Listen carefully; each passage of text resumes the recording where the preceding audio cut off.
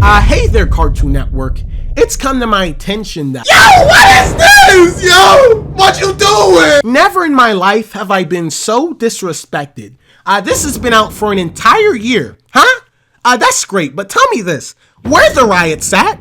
Where the protests? This shouldn't be allowed to live. All the years of remaking and remodeling Scooby Doo, and you guys came up with this. Okay, I've seen better artwork in a Family Guy parody. Every 2 or 4 years, one of your favorite childhood shows dies. And that can mean two things, alright? A, it just gets canceled, and that's happened to a lot of mine. Chowder, The Misadventures of Flapjack, and though my mother didn't allow me to watch it that much, Ed, Edd and Eddy. And now the other thing it can mean is B, it gets canceled and it turns into some type of modern day shit pool. I think we all already know at least one cartoon, one very specific cartoon that's gone down that route.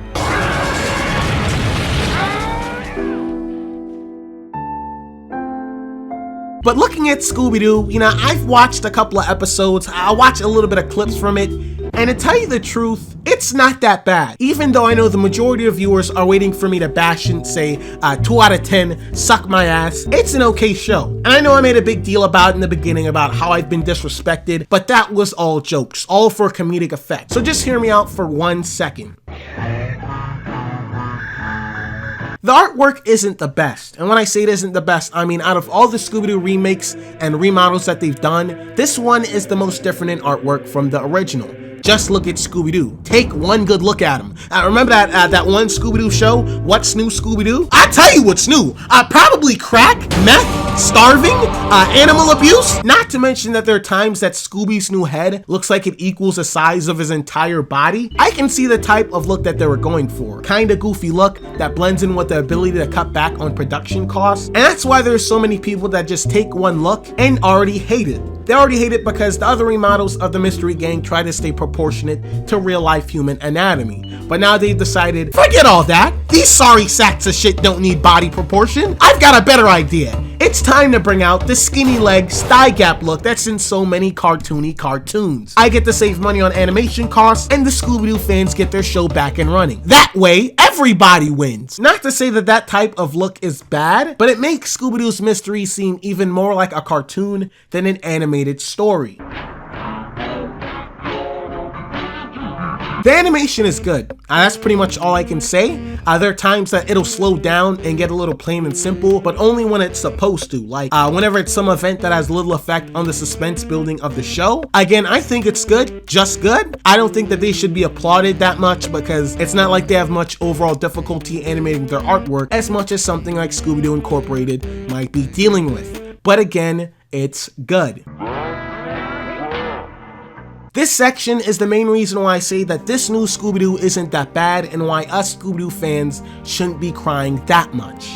The story and plot are exactly the same. Alright, every Scooby-Doo that features the main mystery gang that's ever been watched, this is exactly like it. Some thought to be supernatural monster appears, does some evil deed, scares someone off. The mystery gang gathers clues. Fred always insists that he goes clue searching with Daphne, and occasionally adding Velma along with them. Shaggy and Scooby search for food, and at the end they catch the monster and reveal how they found out who it was. Same thing happens in this one, just like the other ones. The only thing that makes it a bit different are the little tweaks on their personalities that has an effect on the flow of the story. Scooby and Shaggy are still afraid of everything though.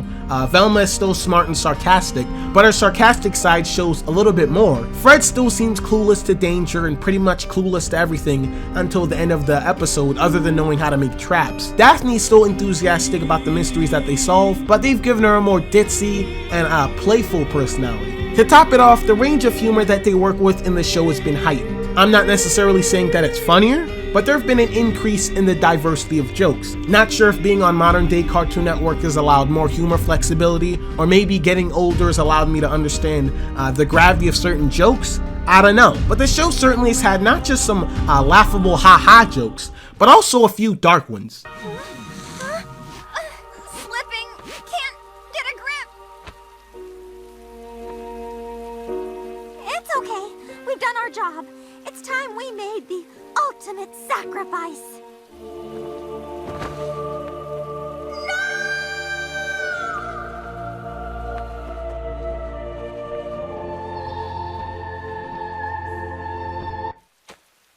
This definitely isn't a show that I would group into the Teen Titans Go shitpool situation, because the original Teen Titans focused more on action and added comedy as an addition or a side product. But the new Teen Titans seems that they've flipped that around. They focus more on comedy and added the action as a side product. And the change in art style definitely doesn't help. The previous Scooby-Doos, however, focused both on comedy and mystery. None were a side product of the other. Both themes were planned to be simultaneously delivered with each event. Every scary reaction brought by monsters were intended to make you laugh.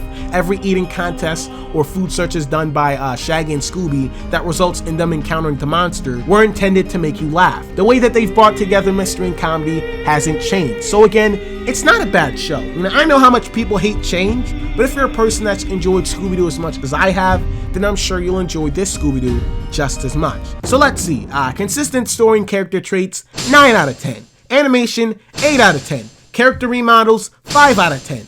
That would equal up to 2230, and simplify that, that would be 7.3 out of 10. 7.3 out of 10 for this? Nah, that's too high. Let's try that again. Consistent story and character traits, 9 out of 10. Animation, 8 out of 10. Character remodels, 0 out of 10. That would make it 5.6 out of 10. That's a whole lot better. Y'all did okay, Cartoon Network. Keep on making more moves like these. But now, a moment of silence for Teen Titans.